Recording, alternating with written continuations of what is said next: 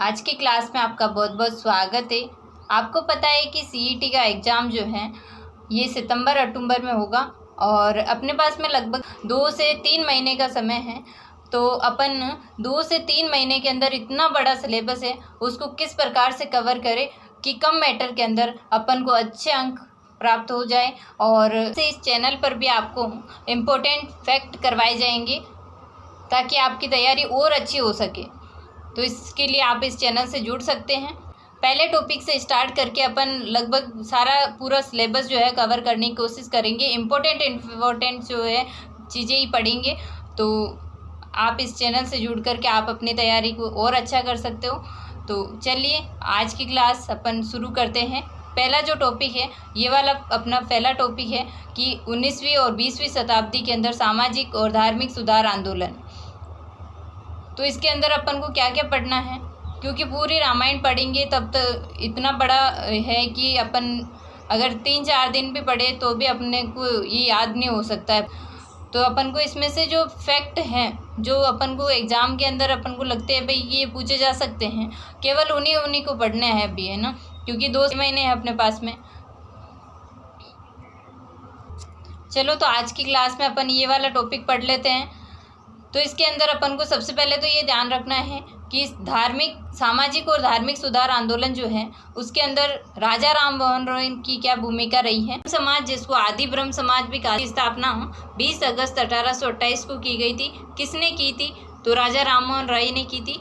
और राजा राम मोहन राय को अपन क्या कहते हैं? तो भारत के अंदर नव जागरण का पिता या अग्रदूत कहा जाता है और सुधार आंदोलनों के प्रवर्तक कहा जाता है। आधुनिक भारत का पहला महान नेता कहा जाता है और भारतीय पुनर्जागरण का पिता कहा जाता है, क्योंकि यहीं से जो सामाजिक और धार्मिक सुधार आंदोलन है इसकी शुरुआत होती है। तो इसको पिता कह रहे हैं, ठीक है। यहाँ पर देखो प्रवर्तक कह रहे हैं। तो इसका मतलब एक ही है कि आधुनिक भारत के अंदर पहला महान नेता कहा जाता है और भारतीय पुनर्जागरण का पिता कहा जाता है। भारत के अंदर पुनर्जागरण का प्रथम संदेशवाहक इनको कहा जाता है। भारतीय पत्रकारिता के अग्रदूत माने जाते हैं ये, ठीक है। तो इनके सब ये क्या है? इनके उपनाम हैं। ये जो धार्मिक आंदोलन है वो देश के अंदर बंगाल से शुरू हुआ था, ठीक है। ये अपन को याद रखना है। फिर ये अपन ने देख लिया ब्रह्म समाज, जिसको आदि ब्रह्म समाज कहा जाता है। राजा राम मोहन रॉय ने स्थापना की थी 20 अगस्त 1828 को। और 1815 के अंदर एक और संस्था थी जिसकी स्थापना की गई थी, आत्मीय सभा की स्थापना कब की? 1815 के अंदर, क्योंकि मिलान वाले क्वेश्चन के अंदर ऐसा क्वेश्चन ये अपन को मिल सकता है। तब अपन को इतना याद जरूर रखना है कि 1815 के अंदर आत्मीय सभा की स्थापना की गई थी और 1822 के अंदर वो हिंदू स्कूल कोलकाता के अंदर ये खोला गया था, वेदांत कॉलेज। ये स्कूल था, वहाँ पर खोला गया था वेदांत कॉलेज। कब? 1822 के अंदर। और ये जो राजा राम मोहन राय हैं इनके द्वारा जो है कुछ पत्रिकाएं निकाली गई, कुछ मैगजीन प्रकाशित किए गए थे। तो उसमें सबसे पहले अपन को याद रखना है कि संवाद कौमुदी जो है 1821 के अंदर बंगाली पत्रिका है ये, और किसके द्वारा निकाली गई? तो राजा राम मोहन रॉय ने निकाली थी। और ये इसका संबंध पूछ लेना कि संवाद कौमुदी का संबंध निम्न में से किससे है, या फिर मिलान चिन्ह के अंदर पूछ सकते हैं। इधर पुस्तकें दे देंगे और इधर लेखक दे देंगे। तो ये समाचार पत्र है, किसका है? राजा राम मोहन राय का है। तो संवाद कौमुदी याद रखना है, राजा राम मोहन रॉय। और मिरातुल अखबार ये फारसी के अंदर है और ये भी किसकी है? राजा राम मोहन राय की है। ब्राह्मणिकल जो अंग्रेजी के अंदर है ये भी किसकी है? राजा राम मोहन राय की है। और अपन को एक चीज़ और याद रखनी है कि इन्होंने जो है सती प्रथा के विरुद्ध आवाज़ उठाई थी और इन्हीं के प्रयासों से भारत के अंदर तत्कालीन गवर्नर जनरल जो था विलियम बेंटिंग, उनके द्वारा 4 दिसंबर 1829 को सती प्रथा को रोकने के लिए कानून पास किया गया था। और यूरोप के अंदर यात्रा करने वाले ये पहले भारतीय थे। यूरोप की यात्रा करने वाले प्रथम भारतीय कौन है? तो राजा राम मोहन रॉय है। और राजा की उपाधि इनको किसने दी थी? तो अपन को याद रखना है, राजा की उपाधि देने वाला कौन सा शासक था? मुगल बादशाह था अकबर द्वितीय। उन्होंने राजा की उपाधि दी थी राजा राम मोहन रॉय, क्योंकि नाम तो इतना ही है केवल, राजा राम मोहन राय। राम मोहन राय थे, राय था इनका नाम। और राजा की उपाधि दी किसने? तो अपन कहेंगे अकबर द्वितीय के द्वारा इनको राजा की उपाधि दी गई थी। मुगल बादशाह ही अकबर द्वितीय। और ये जो ब्रह्म समाज है आगे चल कर के इसका एक भाग और निकल गया जिसका नाम था भारतीय ब्रह्म समाज। इन्हीं में से किसी व्यक्ति ने निकल कर के इसकी स्थापना की है। तो किस व्यक्ति ने की इसकी स्थापना?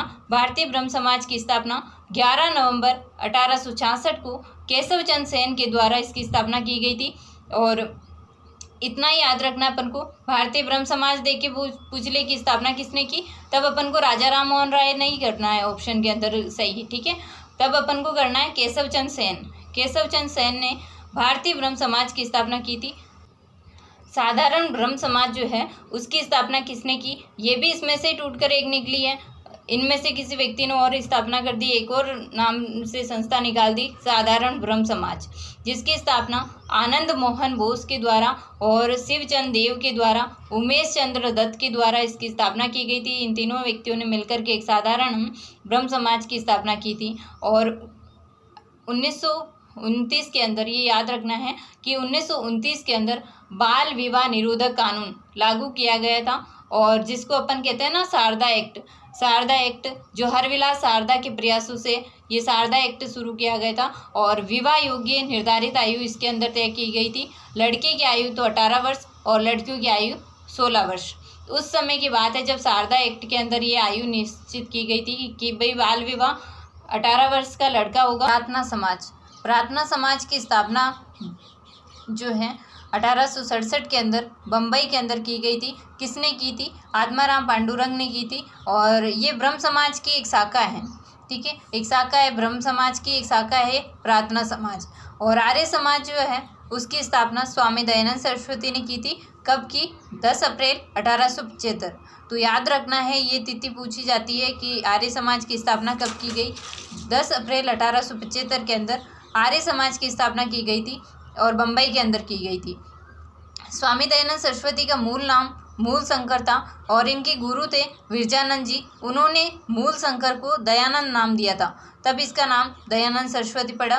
और सत्यार्थ प्रकाश की रचना स्वामी दयानंद सरस्वती ने की थी और हिंदी भाषा के अंदर ही ये और उदयपुर के अंदर की गई थी। और इसका जो और भी रचनाएं हैं स्वामी दयानंद सरस्वती की, वेदांत प्रकाश, संस्कार विधि और ऋग्वेद भाष्य, संस्कृत वाक्य प्रबोधनम और वेद भाष्य भूमिका। वेद भाष्य भूमिका जो है संस्कृत और हिंदी दोनों के अंदर लिखी गई थी शामिल रूप से, और वेद भाष्य जो है वो केवल संस्कृत के अंदर लिखी गई थी। तो ऐसे बोले कि भाई स्वामी दयानंद सरस्वती की संस्कृत के अंदर रचित रचना कौन सी है, तो वेद भाष्य है, और हिंदी और संस्कृत दोनों के अंदर तो वेद भाष्य भूमिका है। स्वामी दयानंद सरस्वती जो है उनका एक नारा है, पुणे वेदों की ओर लौट चलो। और इनकी मृत्यु अजमेर के अंदर हुई थी। अजमेर के अंदर नन्ही जान जो नामक वेश्या थी, उन्होंने विष दे दिया था इनको। और कब इसकी मृत्यु हुई थी, तो 30 अक्टूबर 1883 के अंदर इनकी मृत्यु हुई थी। आर्य समाज ने शुद्धि आंदोलन चलाया था, और शुद्धि आंदोलन क्यों चलाया था? दूसरे धर्म को ग्रहण करवा दिया उनको, है ना, मजबूरन किस अन्य धर्म को ग्रहण करवा दिया गया किसी के द्वारा, तो उनको वापस हिंदू धर्म के अंदर शामिल करने के लिए ये प्रयास किया गया था। आर्य समाज ने चलाया कौन सा आंदोलन? शुद्धि आंदोलन। और स्वराज शब्द का सबसे पहले जो प्रयोग है, स्वराज शब्द का सबसे पहले प्रयोग करने वाले जो व्यक्ति है वो स्वामी दयानंद सरस्वती है। और हिंदी के इन्होंने जो है स्वामी दयानंद सरस्वती ने ही हिंदी को राष्ट्रभाषा बनाने की वकालत की थी। तो ऐसे याद रखना अपन को कि भाई स्वामी दयानंद सरस्वती ने स्वराज शब्द का सबसे पहले प्रयोग किया था और हिंदी को राष्ट्रभाषा बनाने की वकालत भी इन्होंने की। रामकृष्ण मिशन के बारे में याद रखना है कि रामकृष्ण मिशन की स्थापना किसने की थी, तो रामकृष्ण मिशन बोले या रामकृष्ण मठ बोले, जिसकी स्थापना जो है स्वामी विवेकानंद के द्वारा की गई थी, क्योंकि इनके गुरु का नाम जो था वो था रामकृष्ण, ठीक है, इसलिए इन्होंने रामकृष्ण मिशन उनके नाम से ये शुरू की थी। ये एक संस्था है जिसकी स्थापना जो है विवेकानंद के द्वारा की गई थी, स्वामी विवेकानंद ने की थी, जिनका स्वामी विवेकानंद का जो मूल नाम था वो नरेंद्र दत्त नाथ था। और इनका जो जन्म हुआ था 12 जनवरी 1863 के अंदर हुआ था, और जिसको अपन युवा दिवस कैरियर डे के रूप में मनाते हैं इनके जन्म दिवस को।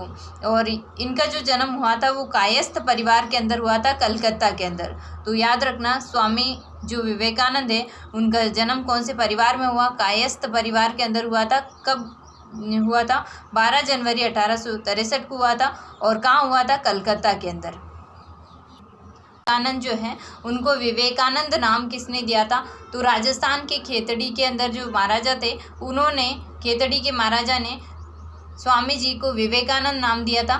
और इनकी प्रमुख रचनाएं हैं कर्मयोग, भक्ति योग, ज्ञान युग, हिंदू धर्म और धर्म रेशे और शक्तिशाली विचार आदि, ये इनकी रचनाएं हैं। तो याद रखना, कर्मयोग, भक्ति योग, ज्ञान युग, हिंदू धर्म और धर्म रेशे।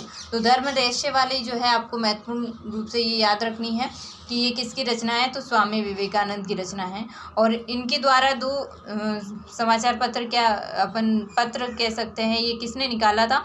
तो ऐसे पूछा जाता है। तो प्रबुद्ध भारत किसने निकाला? तो अंग्रेजी के अंदर निकाला गया था। किसने निकाला? स्वामी विवेकानंद ने निकाला था। और प्रबोधिनी नाम से भी इन्होंने एक पत्र निकाला था बंगाली के अंदर। और इनका जो दर्शन था, कैसा दर्शन था? वेदांत दर्शन था। स्वामी विवेकानंद आधुनिक राष्ट्रीय आंदोलन के आध्यात्मिक पिता के रूप में जाने जाते हैं। इनको किसने कहा था? ये आध्यात्मिक पिता, आधुनिक राष्ट्रीय आंदोलन का आध्यात्मिक पिता कहा था सुभाष चंद्र बोस को स्वामी विवेकानंद ने।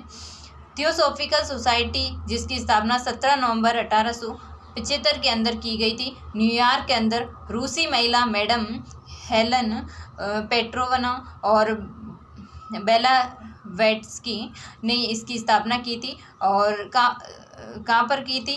तो न्यूयॉर्क में की थी। कब की? 17 नवंबर 1875। तो पूरी डेट नहीं याद रहे तो भी अपन को 1875 याद रखना है। और थियोसॉफिकल सोसाइटी जो है उसका लक्ष्य है सत्य की खोज और मूल मंत्र है शांति। शांति के लिए इसकी स्थापना की गई थी। और आदर्श वाक्य है इनका, सत्य से श्रेष्ठतर कोई धर्म नहीं। सत्य शोधक समाज, जिसकी स्थापना 1873 के अंदर ज्योतिबा राव फुले के द्वारा, ज्योतिबा राव फुले यानी कि ज्योतिबा फुले ने की थी इसकी स्थापना। और इन्होंने इसकी स्थापना क्यों की? क्योंकि जातिगत जो भेदभाव थे उनका विरोध करने के लिए ज्योतिबा फुले ने इस संस्था की स्थापना की थी, सत्य शोधक समाज। इस संस्था की स्थापना किसने की? ज्योतिबा फुले ने की। कब की? 1873 के अंदर। और इनकी एक पुस्तक है गुलामगिरी। गुलामगिरी जो पुस्तक है वो किसकी है? ज्योतिबा फुले की है, जिसको गुलामी भी कभी कभी लिखा हुआ आ जाता है एग्जाम के अंदर। तो अपन को याद रखना है कि गुलामगिरी पुस्तक किसने लिखी? ज्योतिबा फुले ने। इन्होंने किसकी स्थापना की? सत्य शोधक समाज की। स्त्री और पुरुष की तुलना नामक पुस्तक लिखी थी ताराबाई शिंदे ने। ये पूना के अंदर लिखी थी इन्होंने। और सामाजिक अंतरों का वर्णन इन्होंने किया था। उपग्रह की स्थापना किसने की? रमाबाई ने की थी। कहाँ पर की? पुणे के अंदर की थी। अणुव्रत आंदोलन किसने चलाया था? तो अणुव्रत आंदोलन जो चलाया था आचार्य तुलसी के द्वारा चलाया गया था। तो अणुव्रत आंदोलन के जो प्रेरणाता है वो कौन है? आचार्य तुलसी हैं। और जो जातिगत भेदभाव थे उनका, जातिगत भेदभाव का विरोध करने के खिलाफ सतनामी आंदोलन प्रारंभ किया गया था घासीदास के द्वारा। घासीदास ने सतनामी आंदोलन चलाया था जातिगत भेदभाव के खिलाफ। संघ की स्थापना हरिदास जी ठाकुर के द्वारा की गई थी। पूर्वी बंगाल में जो निम्न जातियाँ थी उनके लोगों के साथ में जो जातिगत भेदभाव थे उनके विरुद्ध ये मतुआ पंथ चलाया गया था। और दक्षिण के अंदर जो दलित थे, दलितों के साथ में हो रहे जो जातिगत भेदभाव है उनको मिटाया किसने था? तो E.V. रामास्वामी जो थे उन्होंने दलितों के साथ में जो दक्षिण के अंदर हो रहे थे जातिगत भेदभाव उनको मिटाया था। और दक्षिण के अंदर दलितों के साथ में जो जातिगत भेदभाव मिटाने का काम रामास्वामी ने किया। दलितों का मंदिर प्रवेश आंदोलन जो है वो किसने चलाया था? भीमराव अंबेडकर के द्वारा ये चलाया गया था, दलितों का मंदिर प्रवेश आंदोलन। और ये अमेरिका के अंदर जो इन्होंने शिक्षा ग्रहण करने के लिए ये गए हुए थे, वापस जब अपने देश में आए हैं तब इन्होंने भीमराव अंबेडकर ने मंदिर प्रवेश आंदोलन चलाया था और दलितों का, ठीक है। और आत्मगौरव आंदोलन जो है वो किसने चलाया था? आत्मगौरव आंदोलन रामास्वामी के द्वारा चलाया गया था। दक्षिण भारत के अंदर दलितों उद्धार के लिए इन्होंने चलाया था। तो रामास्वामी का नाम आए तो दक्षिण भारत याद रखना है, क्योंकि जब अपन ने पहले पढ़ा था कि दक्षिण के अंदर जो दलितों के साथ में जातिगत भेदभाव मिटाने का काम भी किसने किया? रामास्वामी ने किया था। तो यहाँ पर आत्मगौरव आंदोलन भी याद रखना है कि किसने चलाया? रामास्वामी ने चलाया था दक्षिण भारत के अंदर दलितों के उद्धार के लिए। और पंजाब के अंदर सिखों में धार्मिक सुधार हेतु 1873 के अंदर ये चलाया गया आंदोलन था। और कौन सा आंदोलन था? सिंह सभा। सिंह सभा चलाई गई थी। सिंह सभा की स्थापना जो है धार्मिक सुधारों के लिए पंजाब के सिखों में जो आंदोलन धार्मिक सुधार करना था उसके लिए इन्होंने ये चलाया है। कौन सा? सिंह सभा आंदोलन है, ये 1873 के अंदर चलाया गया था। तो ये थी आज की क्लास। आज की क्लास में अपन ने CET के अंदर जो पहला टॉपिक है 19वीं और 20वीं शताब्दी के अंदर सामाजिक और धार्मिक सुधार आंदोलन, इसको अपन ने जो महत्वपूर्ण पॉइंट है उनको अपन ने पढ़ लिया है। अब इनको छोड़ना नहीं है, क्योंकि आप अपने स्तर पर और भी पढ़ सकते हो, लेकिन ये बहुत ज़्यादा इम्पोर्टेंट है, रहना ही चाहिए, क्योंकि इसमें से यदि कोई क्वेश्चन पूछता है इस टॉपिक में से तो एग्जामिनर कहीं ना कहीं यहीं से बनाने की कोशिश करेगा, क्योंकि ये जो पूरा ये टॉपिक है इसमें से जो सार निकलता है वो यही है। तो इसलिए आपको ये तो याद होना ही चाहिए, और इसके अलावा आप और भी पढ़ सकते हो अपने स्तर पर। नेक्स्ट क्लास में अगला टॉपिक लेकर के उसमें से भी अपन इम्पोर्टेंट चीज़ों को पढ़ेंगे। इसी तरह अपनी जो श्रृंखला है वो चलती रहेगी एग्ज़ाम तक। तो मिलते हैं नेक्स्ट क्लास में नए टॉपिक के साथ। तब तक के लिए जय हिंद, जय भारत।